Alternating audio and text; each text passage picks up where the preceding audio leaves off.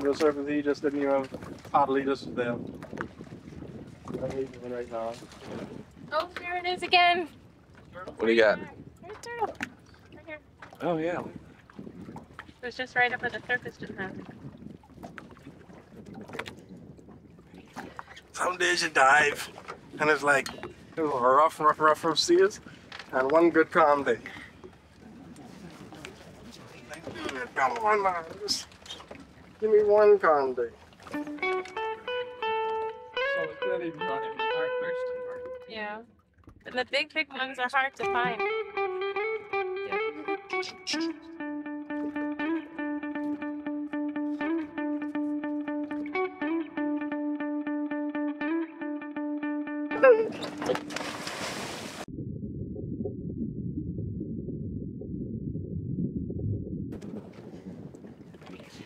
Now I'm ready. Computer, watch. Yep. Wait, no.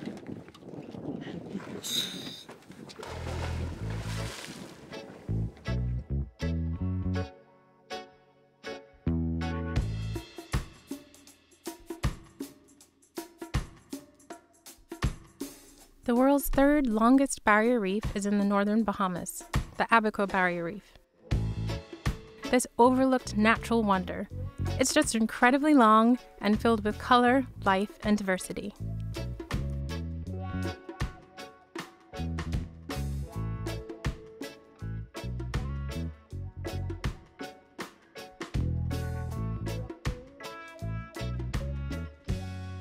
The Abaco Barrier Reef supports and protects local communities, but it may be more fragile than we realize.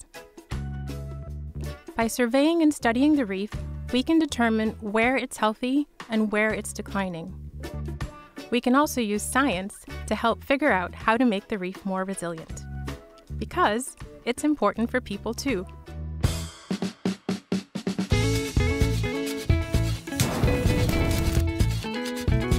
The reefs are really important to our lifestyle because we are local fishermen and that's what we grew up doing. Yeah. That's what we grew up knowing about all of our life.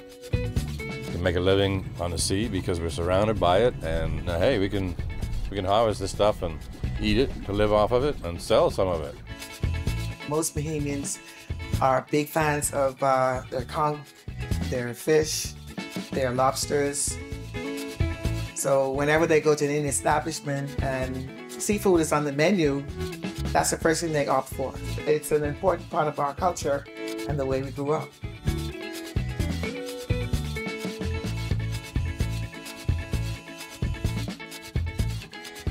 It starts all the way up near Grand Key, the most northern Bahamian settlement, and it extends down the east coast of Abaco, where many of the most famous and picturesque settlements are.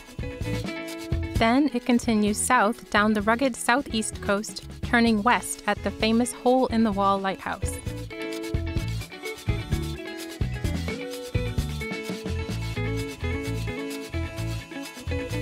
Looking at the keys, you realize they are built on the reef and by the reef, and the settlements came along and developed on these small islands, so they're very closely connected. In the middle section of Abaco, this reef separates from the mainland and creates this protected lagoon, the Sea of Abaco, an ideal boating highway. This 62-mile lagoon keeps communities connected and attracts thousands of tourists. Tourism was a big part of the Abacos. It sustains more than just dive shops and hotels. It sustains the supermarkets, sustains the liquor stores, it sustains the taxi drivers, you know, the boat captains, the fishing guides. It sustains everybody. I've been exploring these reefs for about 10 years. When I first saw the reefs here, I was amazed.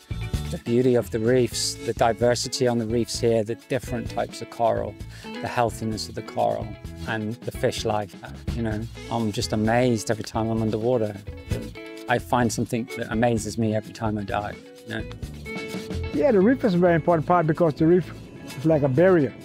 You know, it stops the rage and the hurricane coming. It keeps the swells of the sea down from coming in into the land.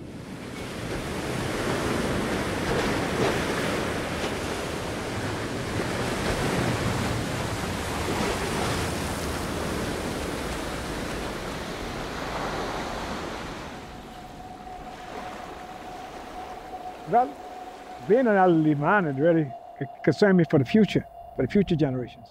You know, future generations, because they need to learn about the environment and how the fish migrate. See? We've been doing scientific surveys for Abaco for a number of years to help us better understand what the condition of the reefs are around Abaco, but also to provide information for marine resource managers like the Bahamas National Trust. Science, research and conservation, you can't deny that they're a good thing for this country. So I provided dive services to Perry Institute for Marine Science for a number of their projects, not only the coral restoration, but the coral spawning project, as well as reef surveys. Abaco is one of our great pillars of the Bahamian country. However, we don't know as much about the reefs as we do as the largest barrier reef in Andros.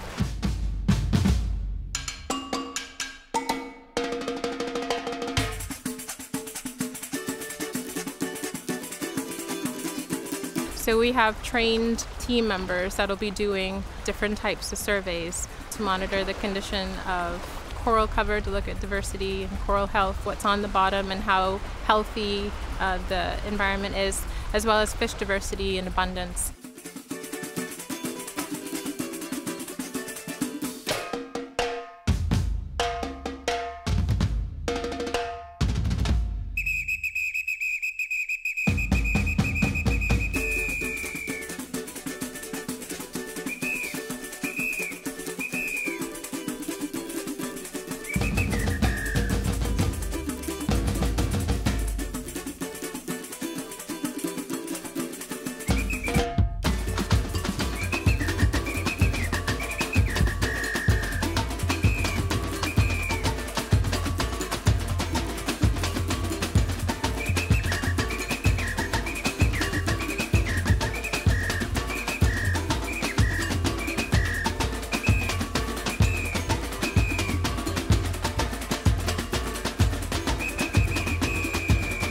Yeah, it should be a shark alley.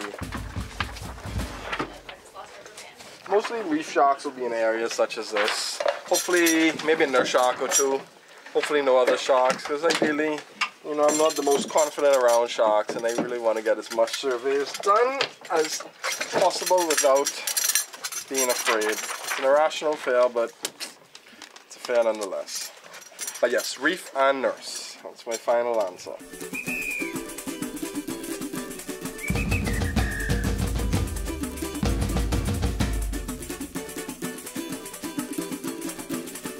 When I finished my transect, I decided to go another way. I got in the sand, swim up, and he just like... We do grouper spawning work, right? And we always see the bull sharks when we're there. And I have such lovely friends named Krista and Craig, who will flat out lie to me underwater. My eyes will open wide and be like, that looks like a bull shark. Look at Krista. Krista looks at me and is like, hey, okay, that's just a reef shark. Get on about, wow, did you just see the size of that bull shark? Like, you know, people have me underwater diving with a flicking bull shark. I'm gonna go look for my friend, the spotted eagle race.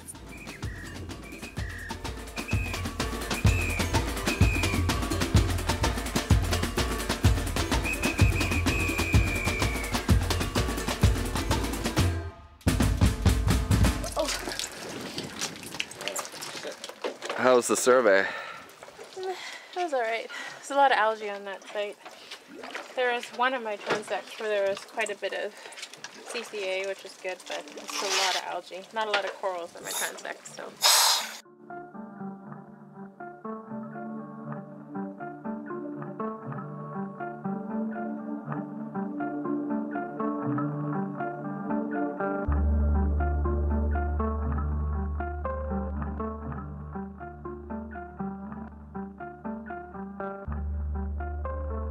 We collected a lot of data, so a lot of number crunching to do.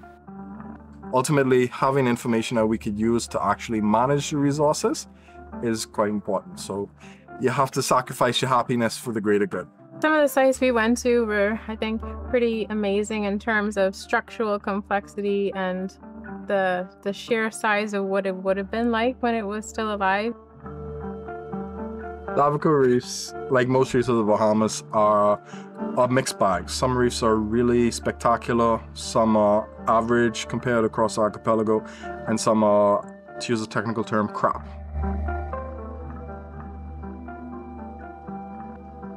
In terms of live coral cover, and I'm talking about clumps of coral. Sandy Key Reef still stands out. Huge stands of staghorn and elkhorn coral. Huge mounding corals, and they're in amazing condition. So that's what a healthy reef is supposed to look like. And that structure is in place in some of the reefs that we went in other places with just, you know, patches that are healthy. There was one particular reef further up in the north that at the bottom of the reef might have been 70 feet, and the reef went straight up to maybe 2 feet under the sea. Yeah. So it was just this remarkable Grand Canyon-esque looking structure. It didn't have any coral really to speak about. Like, I was going to say a couple patches here and there, but for the structure, the swim-throughs, I would do that for fun. Ignore the fact that there's a lot of algae and not a lot of coral, but for the structure, yeah, it's pretty awesome.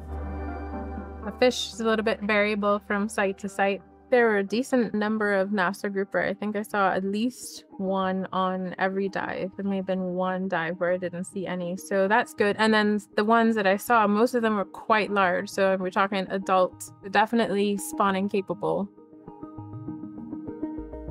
Nassau grouper are predators that are also prey, so they're really important for helping reef ecosystems stay in balance. But they're also economically extremely valuable as well. And over time, we've seen drastic decreases in the abundance of Nassau grouper throughout the Bahamas, and that includes Abaco. What we've seen over time is that as these species have been heavily fished and the numbers are being depleted, then there's an increasing amount of pressure now on parrotfish.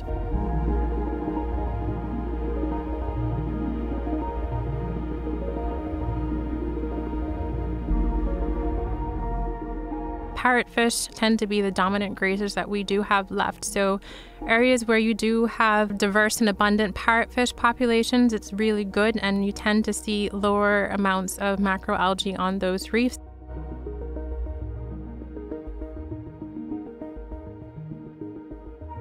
But yeah, Abaco's half decent. One of my favorite species is spotted eagle ray. They just always look like they have some sort of inside joke.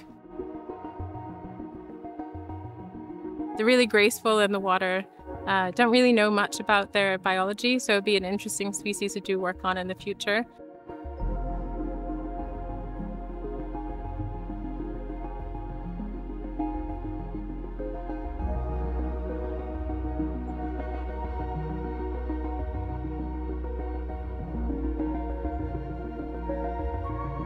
So this will be our goal, to go from tip to tip, from Grand Key in the north all the way down to Sandy Point in the south, to try and make sure we have a pretty good idea of how things are in Abaco.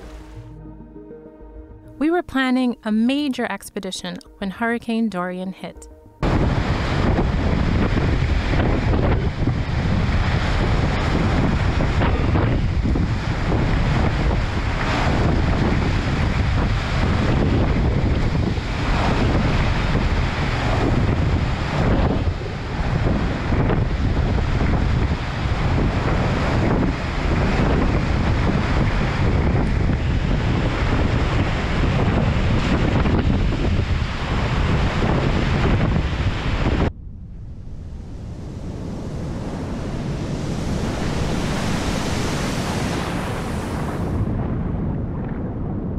That was like nothing anyone had ever seen.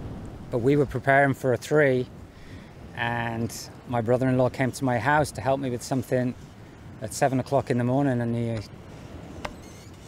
told me that it was going to be a 5, by which time it was a little too late to do anything else apart from stay where we were.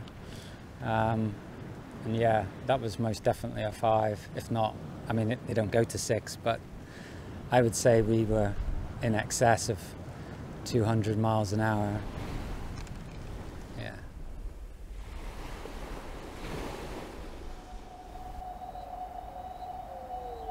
Dorian was a storm like the Bahamas hasn't seen in such a long time. Lots of people lost their lives, people lost their homes, people lost their businesses. I remember walking down the street after the storm, and colors was just the poles, some post of what used to be that represents colors. A little pink one, maybe a yellow one, and a blue one. So that was heartbreaking for everyone. It's just a lot of devastation. That's what you can call it. That's what you saw. Devastation.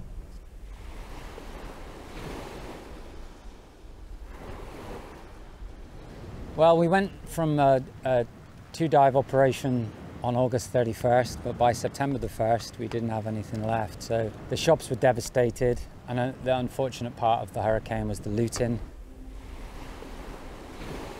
I said after the storm that I didn't think we had a product here for 2 years, and then COVID came along, which has you know, kind of proven that right.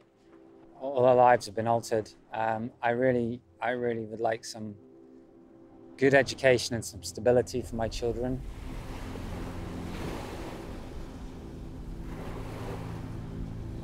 So it's our plan to take them to England this summer, and they're enrolled in school for September 2021. So they will be receiving a full-time education, some kind of normality, whatever normal is these days.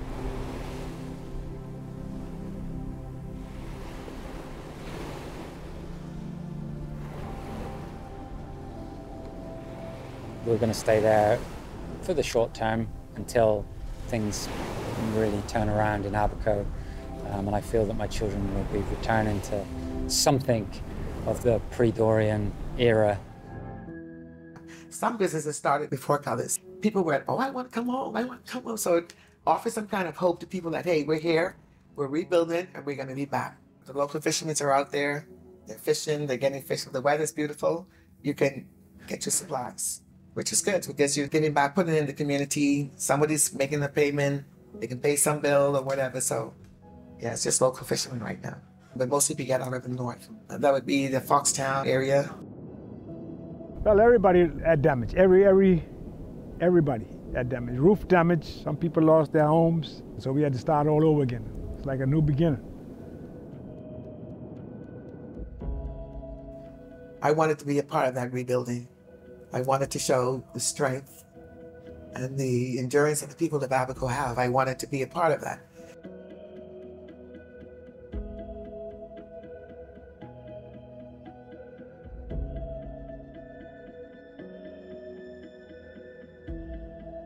It really was something that I hope we never experience ever again as a society.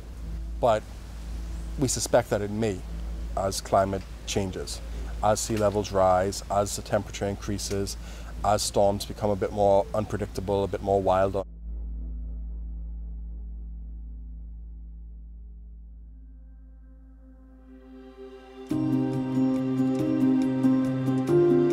We were able to go out, I think a month after the storm in October, to do some assessments initially to see what some of the impacts may have been.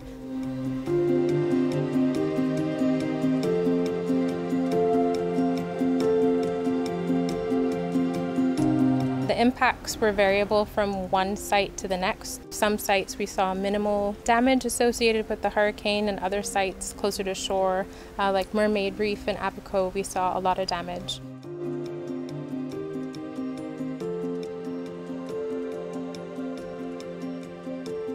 So there were some reefs where you could see evidence of land-based sources of debris, roofing materials, household appliances like vacuum cleaners, TVs, computers, things that you don't normally find on the reef were in the reef in some areas. We also did see evidence of bleaching that may be associated with a drastic decrease in water temperature during the storm, as well as increase in turbidity. And then we were also seeing in some areas that were close to shore, a lot of casuarina, which is an invasive pine. Those trees uprooted, ended up in the water, and actually caused a lot of physical damage to corals.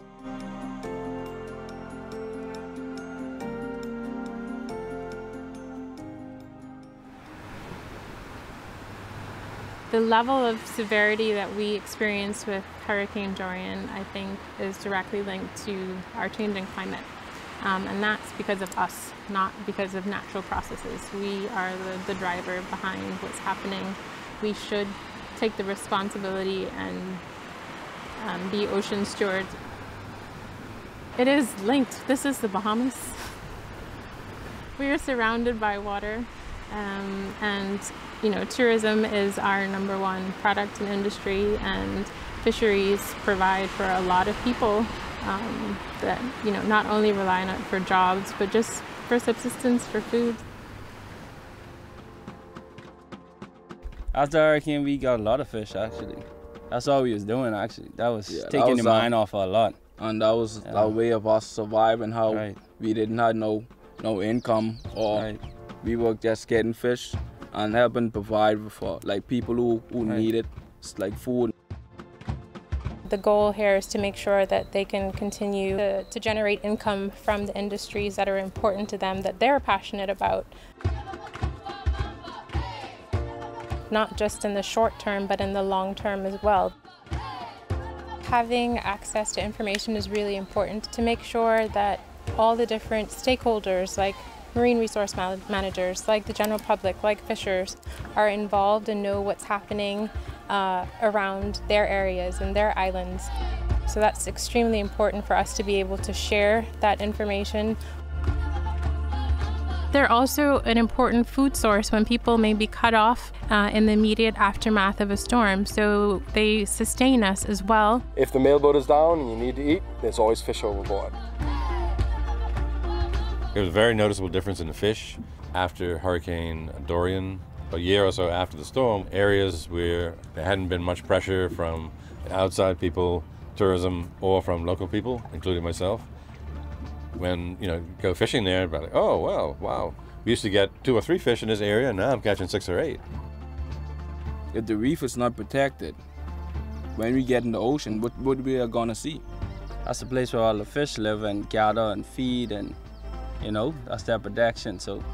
Without the reef there to block the incoming Atlantic Ocean, you might say, then Elbow Key, if it was here at all, would just be a rock. You know, there wouldn't be any vegetation or dirt, soil, and sand on it. We need the reef to protect these outer islands for sure. It's also a place where you can reconnect and be grounded, which is really important for mental health because a lot of people experienced a lot of emotional damage after Hurricane Dorian and the post-traumatic stress of that experience. There are so many reasons why reefs are important and that we benefit from them, and they can help us cope with trauma.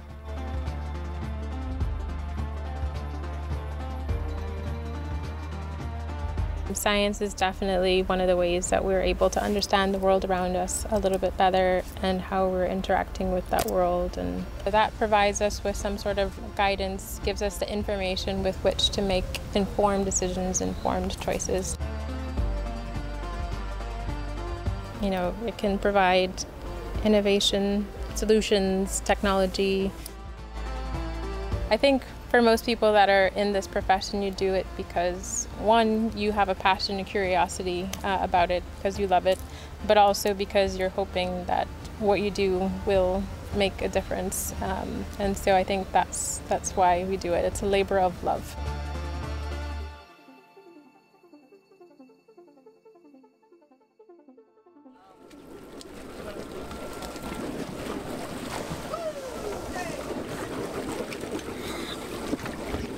What lake is this?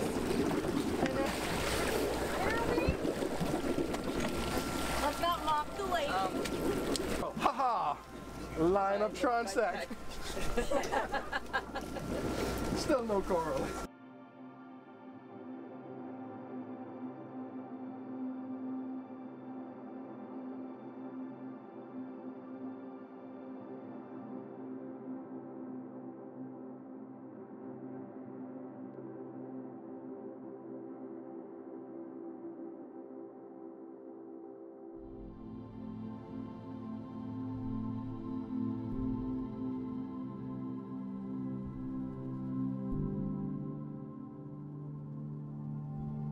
Sometimes it feels like people don't want to know what we're discovering. I know it's hard to hear that you may be over-harvesting resources, or that we may need to change our behaviors and economic strategies to ensure long-term survival for certain species or habitats. I get it, but it's still important. All of us have a role to play, whether you're a politician, manager, developer, tour operator, fisher, educator, or a scientist. We all need to be more responsible environmental stewards for our country. Despite all the obstacles, I have to keep working because I love this country and want to ensure we have healthy ecosystems that are surrounded by thriving settlements.